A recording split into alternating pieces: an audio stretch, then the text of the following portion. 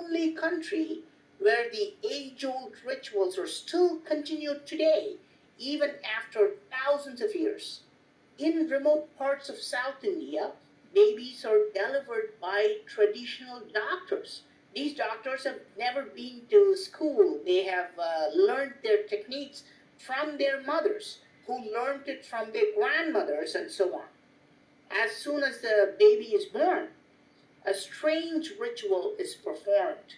The doctor will take the umbilical cord and also remove the blood inside the cord and will keep it in a container. Then she will mix a secret ingredient and everything will be put into a small airtight vial called ayat. So, where do you buy this vial, right? It's actually available in all the country stores which sell traditional items in South India. It costs like 50 rupees, less than $1. And some people buy this today and simply wear them thinking it has magical properties. They don't even realize that this is a container. You can open it on both sides and you can put something inside. It is actually quite a sophisticated vial. And it is still called Tayat even after thousands of years.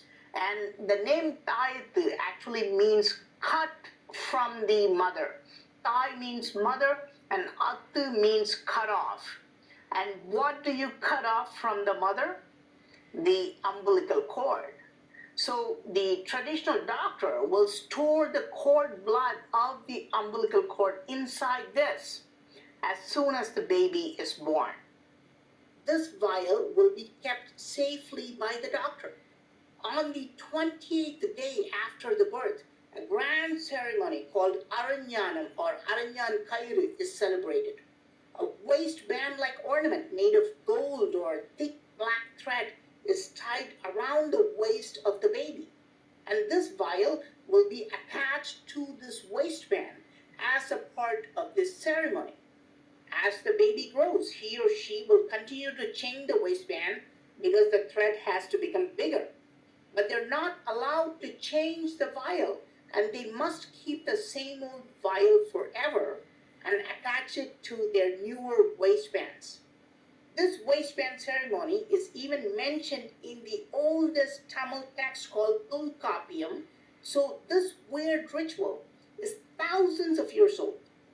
But in the last few centuries, when civilized people started to come to India, they were not amused at this barbaric practice.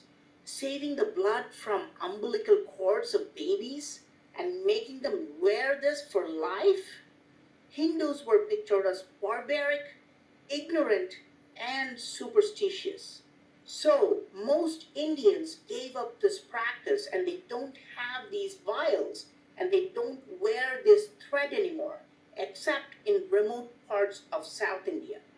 And then suddenly, in the last few years, there is a groundbreaking new technology called stem cell technology. If you go to a big hospital now for the delivery of a baby, doctors will ask you, do you want to preserve the cord blood of the baby? What is this cord blood? What is this stem cell technology?